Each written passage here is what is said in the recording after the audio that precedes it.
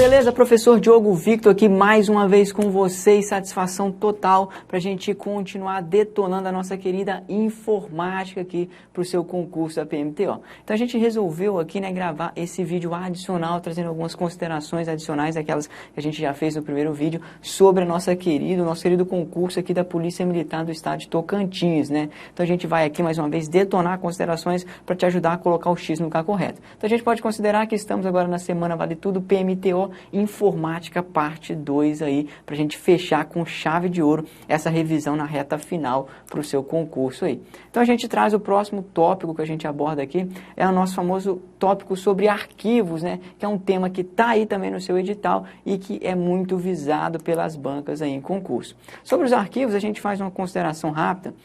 Inicialmente, né, a primeira consideração que a gente tem que apresentar sobre arquivos é uma diferenciação entre a expressão arquivos e pastas, que é uma diferenciação que é uma diferenciação bem simples e muitas vezes o candidato acaba confundindo, né? De um modo geral, a gente tem que os arquivos, eles são estruturas lógicas utilizadas para armazenamento de informação. A gente armazena a nossa informação através de arquivos. Já as pastas, elas são estruturas lógicas voltadas para a organização. Elas são utilizadas para organizar os dados e não de fato para armazenar a informação. Então a gente armazena as nossas informações através de arquivos, suas fotos, vídeos, arquivos de texto, música, tudo isso você armazena através de arquivos. E já você utiliza as pastas para organizar esses arquivos, essas informações, para que não fique tudo junto e misturado ali. Para facilitar a utilização, o encontro desses arquivos, dessas informações, é que a gente utiliza pastas. Então a gente tem que relacionar arquivos com armazenamento e pastas com função de organização de informação. Feita essa diferenciação, a outra consideração importante é em relação aos nomes de arquivos aqui. A gente tem um outro vídeo aqui no canal da Vale Concurso que fala especificamente sobre nome de arquivos. Lá a gente faz maiores considerações. Aqui a gente passando de uma forma bem rápida, bem básica, né? Só para destacar que isso aqui também é uma consideração, é importante você estudar nome de arquivos aí para sua prova. A gente parte da ideia básica de que os nomes de arquivos eles são formados por duas partes separadas aqui em regra por um ponto. Você tem aqui o nome base, que é a parte que vem antes do ponto, e você tem aqui o ponto em diante, o que a gente chama de extensão, que é aquela partezinha que vem no final do arquivo aqui. Por exemplo, aqui a gente teria vale como nome base e ponto .docx como a extensão do nosso arquivo. Uma consideração importante, né, em relação ao nome do arquivo são os caracteres que são proibidos de serem utilizados aqui, principalmente no Windows, né? No Linux isso não é muito cobrado, porque é só a barrinha ali que é proibida. Já no Windows a gente tem uma lista de 9 caracteres que é proibido. E para a gente lembrar esses 9 caracteres, basta a gente usar o bizu aqui do baseado, né? Lembrando que é baseado com I aqui, não é com E, como seria no português. Então a gente tem que, né, como os futuros policiais aí, militares, a gente tem que os arquivos, os nomes de arquivos no Windows, eles são íntegros, corretos, e por isso eles não podem ter baseado aqui no nome deles, né?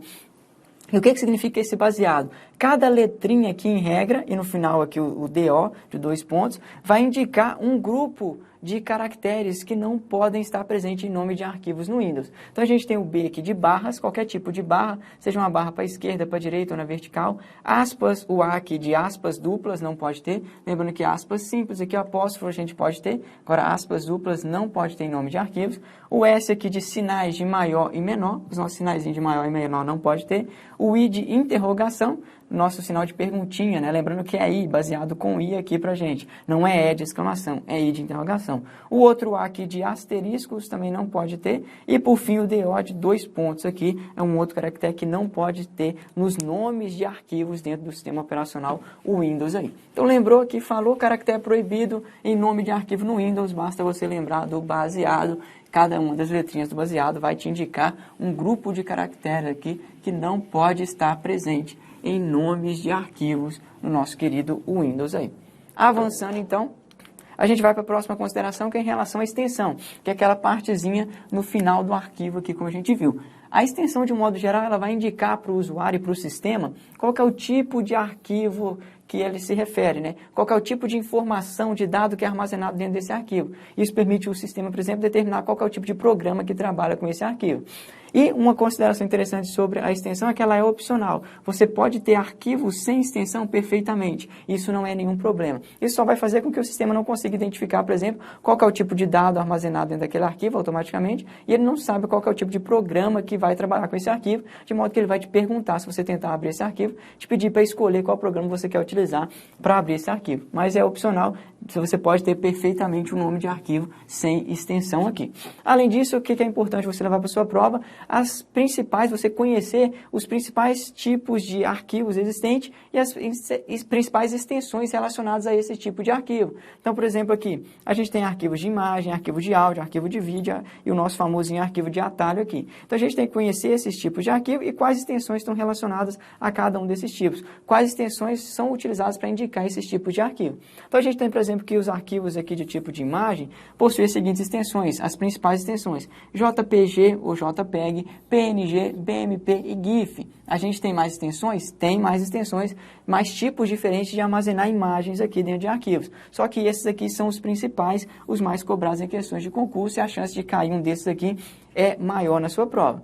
Já quando a gente fala de áudio, né, as nossas famosas músicas aqui, o principal tipo de formato de arquivo de áudio é a extensão MP3 aqui, que é uma extensão bem famosa. Falou MP3, você tem que saber que isso se refere a um arquivo de áudio. Além dela, a gente tem a Wave, WMA, que é o Windows Media Audio aqui, a AAC e OGG. Veja que, em regra, a maioria aqui possui um Azinho para indicar que se trata de um áudio, né, que ele está se falando de áudio e não de outro formato de arquivo. Já o nosso formato de vídeo aqui, a gente tem como principal o famoso MP4. Veja que o MP4 é como se fosse uma evolução do MP3. O MP3 continha só áudio ali. Já o MP4 representa vídeo, que tem tanto áudio quanto imagem também. Além aqui do MP4, a gente tem AVI, WMV, né, o Windows Media Video aqui, vídeo. Da mesma forma que a gente tem o WMA para o Windows Media Audio, a gente tem o Windows Media Video aqui, terminando em V. A gente tem o MOV, MPG ou MPEG, são os principais tipos de extensões de arquivo de vídeo. Por fim, aqui, arquivos de atalho. Os nossos arquivos de atalho, em regra, eles sempre vão ter extensão LNK, que é uma simplificação aqui da palavrinha link, né? Porque os atalhos, na verdade, eles são um link para outros arquivos dentro do seu sistema operacional. Então, falou em atalho, lembra de link, um link para um arquivo, a extensão dele é o LNK. Basicamente, isso aqui, o que é que você tem que fazer? Você tem que tentar ali, né, ir lendo, depois reler de novo, para que essas informações fiquem gravadas aí na sua mente, no seu coraçãozinho. E uma boa técnica aqui em relação às principais extensões de arquivo é você pegar essa tabelinha aqui, imprimir essa tabela ou salvar no seu celular, no seu computador, e quando estiver próximo da prova aí, por exemplo, um dia antes, você dá uma olhadinha rápida aqui nessa tabelinha, só para refrescar a memória em relação a esses principais tipos de extensões aqui dos principais tipos de arquivo. Além desses tipos de arquivo, as extensões importantes também que a gente tem que ter um conhecimento, principalmente quando a sua banca, aí, né, o seu edital, ele cobra programas de escritório, como Microsoft Office ou LibreOffice, é conhecer as extensões padrões utilizadas por esses principais programas aí, tanto do pacote Office quanto do pacote LibreOffice, e conhecer qual que é o programa que utiliza cada uma dessas extensões. Então, de modo geral, como a sua banca cobra tanto o Microsoft Office quanto o nosso LibreOffice, a primeira coisa que a gente faz é identificar quais programas pertencem a cada um desses pacotes. Então, a gente sabe que os pacotes de escritório, os principais programas que a gente tem lá dentro são os programas de texto, os processadores de texto, os programas aqui processadores ou editores de planilha eletrônica e os programas de apresentação de slides aqui. Então, diferenciando aqui para a gente tem aqui no nosso Microsoft Office, o programa aqui processador de texto é o querido Word. Então, o Word é um programa do nosso Microsoft Office aqui. Assim como o programa de edição de planilha eletrônica do Microsoft Office é o nosso querido Excel. Então, o Excel é o programa de planilha eletrônica do Microsoft Office. E o programa de apresentação do Microsoft Office é o querido PowerPoint, né? Então, PowerPoint, programa de apresentação de slides do nosso querido Microsoft Office. Da mesma forma, a gente já tem aqui, agora, aqui do outro lado, no LibreOffice, o Writer é o processador de texto do nosso querido LibreOffice aqui. Já o processador de planilha eletrônica é o Calc, dentro do nosso LibreOffice. O correspondente ao Excel lá no LibreOffice é o querido Calc. Assim como a gente tem que o programa de apresentação de slides no LibreOffice é o Impress, né? O correspondente ao PowerPoint lá no LibreOffice é o nosso querido Impress aqui. Lembrando que o LibreOffice é um pacote de escritório código aberto, né, e gratuito também, você pode baixar gratuitamente na internet. Já o Microsoft Office ele é código fechado e ele é, em regra, pago. Você tem que pagar por uma licença para utilizar ele. Além de saber, então, qual que é os programas aqui de texto, planilha eletrônica e apresentação de cada um dos nossos pacotes de escritório, a gente tem que conhecer as principais extensões de arquivo utilizados por padrão por cada um desses programas. E, nesse sentido, a gente tem o seguinte, a gente tem aqui o nosso querido Word aqui do Microsoft Office, que é o programa, o processador de texto do Microsoft Office, a extensão padrão dele é a extensão DocX, porque ele trabalha com documento de texto aqui, por isso que ele utiliza esse doc. É o tipo de arquivo que ele considera que ele trabalha é um arquivo que é um documento de texto. Por isso, o DocX é a extensão padrão do Word. Já o nosso famoso Excel, que é o programa de planilha eletrônica, ele trabalha com a extensão XLSX. O S aqui significa Spreadsheet. Spreadsheet, traduzindo para o português, é planilha, né? Então, spreadsheet é planilha em inglês. Então, o Szinho aqui significa spreadsheet, que a gente pode entender como planilha. Então, basicamente, ele está dizendo para você que XL, aqui de Excel, Excel spreadsheet, ou seja, planilha do Excel. Então, XLSX é a extensão padrão do nosso famoso Excel aqui. Por fim, a extensão padrão, né, do PowerPoint, que é o arquivo de apresentação de slides do Microsoft Office, é PPTX. PPT, ele está praticamente falando para você PowerPoint, né? Então aqui não tem muito o que explicar, tá basicamente bem sugestivo aqui essa extensão de arquivo.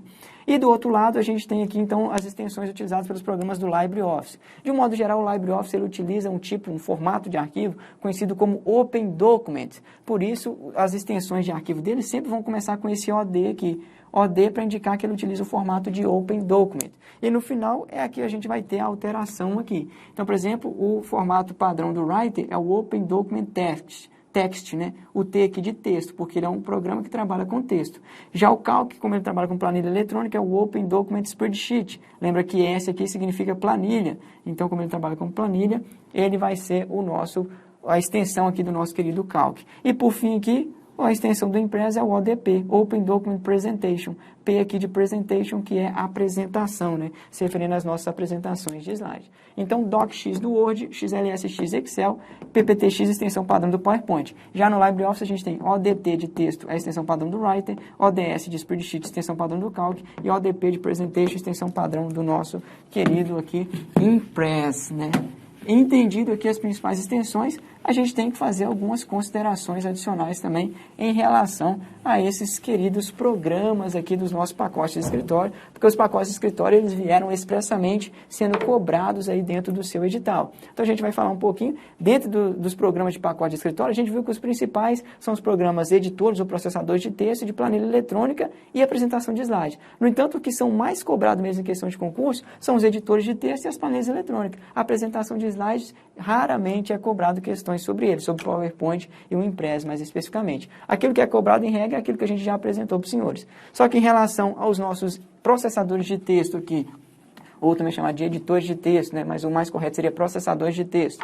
E em relação às planilhas eletrônicas, programa de planilha eletrônica, eles costumam cobrar considerações adicionais. Então, sobre os editores de texto, o que a gente tem que levar para a nossa prova?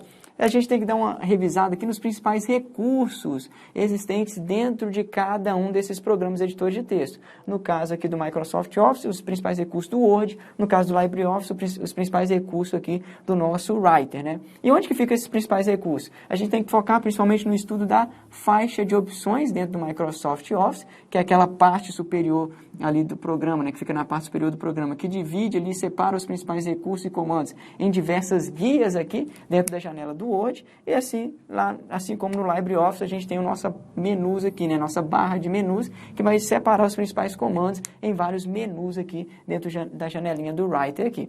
Então, além da gente conhecer, né, a faixa de opções, a barra de menus, a gente tem que conhecer os principais recursos e saber basicamente em qual dessas guias da faixa de opções ou em qual desses menus da barra de menu que se encontra esses principais recursos. E isso é suficiente para a gente conseguir acertar bastante questões aqui relacionadas ao Writer e ao Word.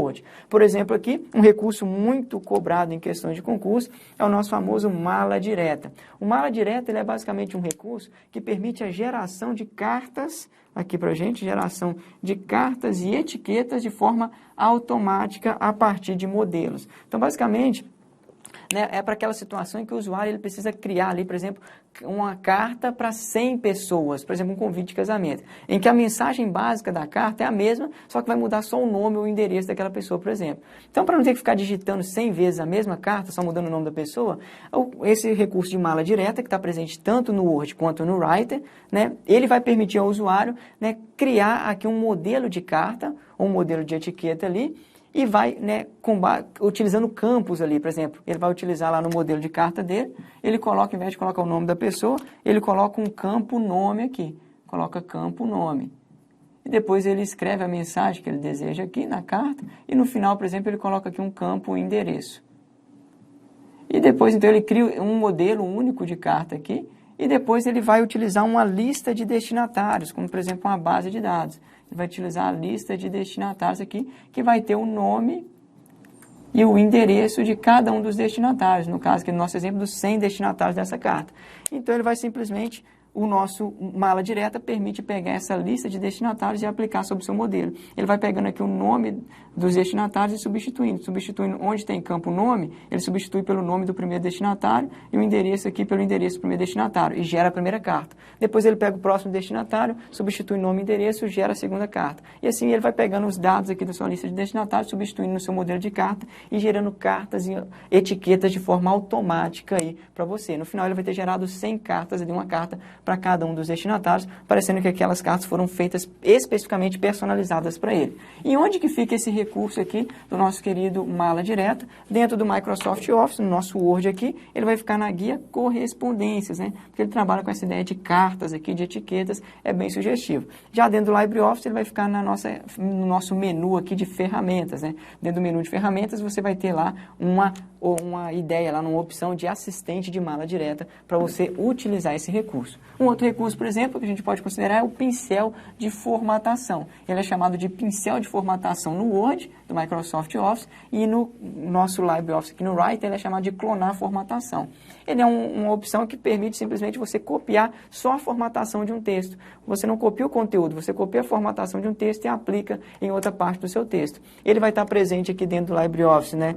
Lá no nosso menu formatar e dentro do Microsoft Office na nossa guia página inicial. Então é esse o estudo que você tem que fazer, identificar os principais recursos, identificar onde que ele está presente ali, porque em regra os recursos do Office vão estar presentes também no LibreOffice aqui. Então identificar em qual guia do Word ali, do Microsoft Office ele está e em qual menu do nosso LibreOffice que você vai encontrar esse recurso. Sobre já as nossas planilhas eletrônicas aqui, os nossos editores de planilha eletrônica, além, né, de estudar os principais recursos e funcionalidades que a gente tem lá dentro, né, estudar ali a faixa de opções, a barra de menus, tanto do Excel quanto do Calc, é importante também a gente destacar um conceito aqui, que são as funções, né, que são muito visadas também em questões de concurso, porque é uma das recursos principais, uma das finalidades principais dos programas de planilha eletrônica é trabalhar com cálculos e com essas funções aqui para auxiliar nesses cálculos, fazer cálculos de forma mais automatizada. Então, nesse sentido, a gente tem, né, que conhecer as principais funções, como, por exemplo, a gente trouxe algumas aqui. A gente tem a função soma, que é uma função básica aqui, que você tem que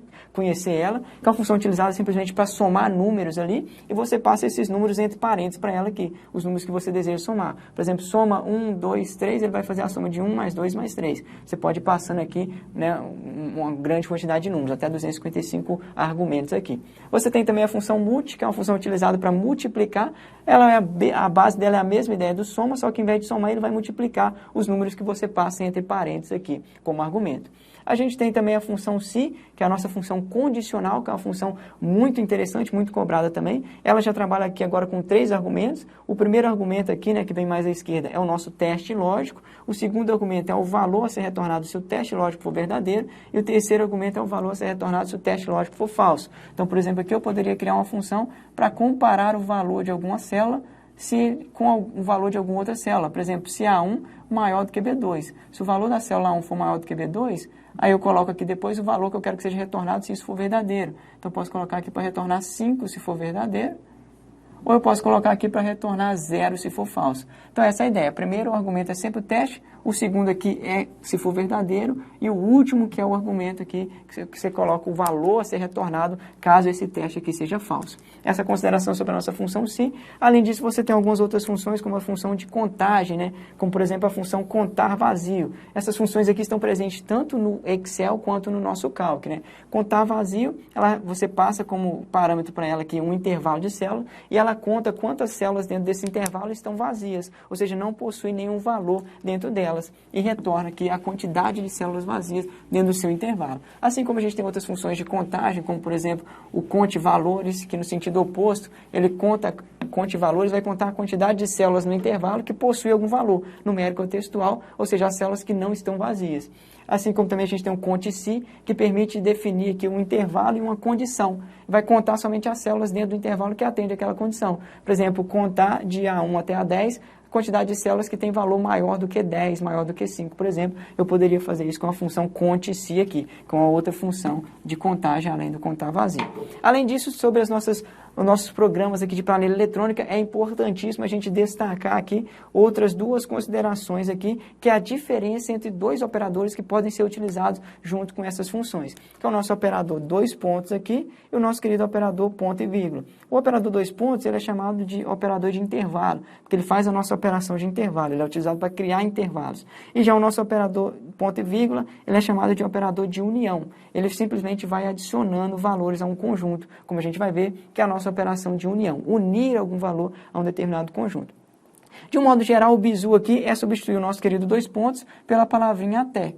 Então, se a gente tiver, por exemplo, soma A1, dois pontos, C10, a gente vai estar somando de A1 até C10. A gente vai estar pegando todo mundo que está entre A1 e C10 e vai estar incluindo nessa soma. Então, a gente vai somar as células de A1 até C10 porque tem um dois pontos aqui. E o dois pontos significa até. Então, por exemplo, aqui a gente ia somar A1, A2, A3, A4, A5 e ir até A10, depois B1, B2, B3, B4 até B10, depois C1, C2, C3 até chegar em C10. A gente ia somar todas as células que estão desde o A1 até chegar no C10, que estão entre essas duas aqui. Por isso que a gente fala que ele é um operador de intervalo, porque ele pega um intervalo entre as duas células que vêm antes e depois dele.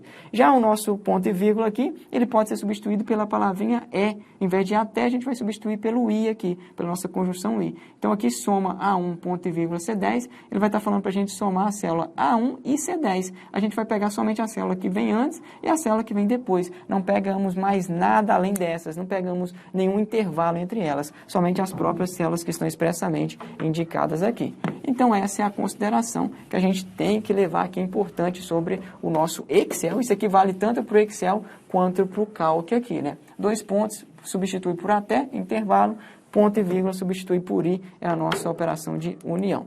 Para finalizar aqui as nossas considerações, a gente traz algumas considerações sobre programas de correio eletrônico que também podem pintar aí na sua prova. De um modo geral, a sua prova vai cobrar aí no edital, ele abrange o Outlook e o Thunderbird. Então, a gente vai fazer as considerações de cada um desses. A gente começa falando do Microsoft Outlook, que é um programa aqui, cliente de e-mail, né, da empresa Microsoft aqui. De um modo geral, ele é um programa de código fechado, aqui que integra o nosso Microsoft Office. E como a gente mencionou, a principal finalidade dele é ser um programa cliente de e-mail. Ele vai estar relacionado aqui ao nosso famoso correio eletrônico, né? Lembrando que e-mail é o nosso correio eletrônico aqui. Só que além de desempenhar essa função de cliente de e-mail, permitir o usuário acessar, criar e enviar e-mails, ele também vai permitir funcionalidades aqui de trabalhar com calendários, contatos e tarefas. Você vai poder configurar ali, utilizar, né, funcionalidades de calendário, contatos e tarefa, criar tarefas para fazer, gerenciar se você está executando as suas tarefas, enfim. Como uma característica comum de praticamente qualquer cliente de e-mail, ele pode permitir o usuário trabalhar online e offline. Além disso, ele pode ser configurado para gerenciar mais de uma conta de e-mail. E aqui, ó, independentemente do domínio. Então, não precisa ser uma conta de e-mail necessariamente do Microsoft, né? Apesar de ele ser um programa criado pela Microsoft, a Microsoft permite que você entre ali com qualquer conta de e-mail para ele gerenciar esse e-mail. Pode ser um e-mail do Google, por exemplo, um e-mail de outra empresa aí que fornece esse serviço de conta de e-mail aqui. Ele permite incluir um e-mail como anexo anexo de outro, né? A banca pode te cobrar isso e é verdade. Ele permite atribuir categorias de cores aqui a e-mails. Você coloca lá como se fossem umas flagzinhos, sinalizadores coloridos no e-mail, né? Tanto no e-mails como contatos, compromissos aqui e nessas tarefas, para facilitar as buscas, para que visualmente você já consiga encontrar e diferenciar ali seus diferentes tipos de e-mails, contatos e compromissos aqui. Ele permite ordenar as mensagens também. Você pode ordenar, por exemplo, por remetente, por data, por assunto, por tamanho aqui, né, da mensagem ou do anexo ali. Você consegue fazer essa ordenação para facilitar a visualização e o encontro também de mensagens aqui dentro do seu cliente de e-mail. Adicionalmente, ele trabalha com arquivos de dados aqui, né, que vai salvar aqui e-mails, informações do calendário, tarefas, etc. Ele vai trabalhar com arquivos no formato PST. Então, falou lá, formato PST é o formato padrão de arquivos aqui do Microsoft Outlook. O que vai estar salvo aqui dentro? Vai estar salvo as suas mensagens de e-mail, suas informações lá de calendário, as suas tarefas, vai estar tudo salvo dentro desse arquivinho aqui PST, porque o nosso cliente de e-mail trabalha com todos esses tipos de informações. E é possível, inclusive, você realizar backup e restauração sobre esse arquivinho PST aqui. Então, você pode realizar o backup do seu arquivo, no caso, se você perder suas mensagens de e-mail, depois você pode realizar a restauração desse arquivinho aqui para restaurar todas aquelas mensagens de e-mail que foram backupeadas ali através do seu arquivo PST. E por fim aqui uma consideração também importante que a gente pode utilizar a linguagem HTML, que é uma linguagem comum aqui dentro da internet, para fazer aqui formatação de texto, né? Para você negritar, colocar itálico, você pode usar as tags ali, o código HTML, para fazer essas formatações ali mais avançadas sobre a sua mensagem de texto, né? Para você mandar um texto mais bonitinho ali, mais bem elaborado para as pessoas, uma mensagem de e-mail mais bem elaborada, é possível utilizar aqui a linguagem, o código HTML. Entendido isso, a gente avança então para finalizar agora, para falar do nosso querido Mozilla Thunderbird, né? O Mozilla Thunderbird também é um cliente de e-mail, só que ele é criado aqui pela Mozilla Foundation, a mesma empresa que criou o Mozilla Firefox, né? Ele não é da Microsoft. Então, desse modo, ele é como se fosse um concorrente, ali, um paralelo do Outlook, né? Ele é um cliente de e-mail, podemos considerar isso. Só que além de fornecer aquelas atividades lá, né, de calendário, de tarefas, ele também fornece funcionalidades aqui de chat e de grupos de notícia. Ele permite o usuário acessar, por exemplo, o famoso RSS, né, que é um feed de notícia ali. Ele permite acessar feeds de notícia. Uma característica também importante é que, diferentemente do Outlook, ele é código aberto, né, o código dele é aberto, ele é desenvolvido e mantido ali, né, por vários colaboradores ali, e ele é gratuito também. Você pode baixar e instalar ele gratuitamente no seu computador, diferentemente do Outlook, né. A gente tem que, como uma característica básica, como a gente mencionou, ele também permite trabalhar online e offline. E ele pode ser configurado também para gerenciar mais de uma conta de e-mail, independentemente do domínio, assim como o Outlook. Destacando os protocolos aqui envolvidos no correio eletrônico, né, já que a gente não mencionou quando falamos do Outlook, a gente tem que ele trabalha com os protocolos padrões aqui de correio eletrônico. A gente tem então que o protocolo de envio por padrão é o SMTP. Toda vez que for enviar um e-mail, vai utilizar aqui em regra o nosso famoso SMTP, assim como o protocolo de recebimento, o usuário pode escolher se ele vai utilizar o POP3 ou o IMAP, que são os dois principais protocolos de recebimento. Lembrando que o POP3, em regra, ele vai baixar as informações do servidor. Ele vai pegar as informações do servidor, trazer para o seu computador e apagá-la do servidor. Já o IMAP, ele vai sincronizar, ele vai trazer as informações, permitir que você acesse as informações do seu computador sem tirar essas informações lá do seu servidor de e-mail. Além disso, ele permite também atribuir etiquetas coloridas a e-mails, bem parecido com o Outlook, para facilitar a visualização, a identificação de e-mails diferentes aqui. Ele permite enviar e-mail com opção de confirmação de leitura, característica importante para você confirmar se a outra pessoa realmente recebeu e leu aqui o e-mail que você enviou. E ele tem um recurso interessante aqui que é o File Link. File Link é um recurso que permite você trabalhar com anexos aqui. Quando você tem um anexo muito grande, ao invés de você colocar aquele anexo diretamente na sua mensagem de e-mail ali, pesando aquela mensagem de e-mail, muitas vezes a mensagem de e-mail é até limitada, você não vai conseguir se o arquivo for muito grande, ele tem esse recurso de File Link que permite que você faça o upload aqui do seu anexo em um serviço de armazenamento, como por exemplo você pode fazer lá no Google Drive, ou você pode fazer lá, por exemplo, no Dropbox, né? Ou no OneDrive. Você pode escolher algum serviço de armazenamento e fazer o upload do arquivo no serviço de armazenamento e ele automaticamente vai pegar então um link para aquele arquivo que você fez lá, o upload dele no serviço de armazenamento e vai substituir o anexo da mensagem por um link para esse arquivo. Então, na verdade, o arquivo ele vai estar salvo em algum serviço de armazenamento, vinculado a alguma conta sua ali, e o e-mail ele vai ser mandado simplesmente com a mensagem e no final aqui o link para esse arquivo, ao invés do arquivo propriamente dito. O arquivo vai estar salvo lá no servidor do serviço de armazenamento, né? Ele vai mandar só o link para esse arquivo, ao invés de mandar um arquivo junto com a mensagem aqui, pesando a mensagem na sua caixa na caixa de e-mail aqui, né, do usuário. Então, de um modo geral, o FileLink, a gente tem ainda por fim aqui, que ele também pode usar a linguagem HTML para trazer recursos de formatação de texto avançados também. Assim, muito semelhante com o nosso querido aqui, né, Outlook, como a gente viu. Então, você pode negritar, fazer itálico, trazer algumas configurações com imagem, algumas configurações mais avançadas aqui através da utilização das nossas tags aqui de linguagem HTML. Entendido então aqui, galera, as nossas considerações, a gente vai encerrando aqui mais um vídeo, né, nossa semana Vale Tudo para PMTO, Polícia Militar do Estado de Tocantins. A gente apresentou aqui algumas considerações adicionais sobre outros tópicos aqui que podem ser cobrados também pela sua banca aí de acordo com o seu edital, com o perfil da banca. A gente apresentou as nossas apostas aqui daquilo que a gente considera que é importante você focar nessa reta final aí para conseguir a sua tão sonhada aprovação. Muito obrigado aí pela sua audiência, muito obrigado pela sua paciência, por ter ficado conosco aí. Mais uma vez deixo a dica, né, se você não se inscreveu, se inscreva no canal da Vale Concurso. Aqui tem muito conteúdo de qualidade que vai auxiliar você. Tenho certeza que vai ajudar demais na sua caminhada rumo à aprovação. Ativa o sininho de notificação para você receber a notificação sempre que for lançado vídeo novo aí, para você não perder nenhum vídeo, nenhuma dica aqui importante que eu tenho certeza, como eu já disse, que vai te ajudar, né? Para você não dar bobeira e não ficar por fora aí das principais dicas e conteúdos aí para o seu concurso. Então eu vou ficando por aqui, espero que você alcance a sua tão sonhada aprovação. Boa sorte na sua prova e até a próxima. Valeu demais. Falou!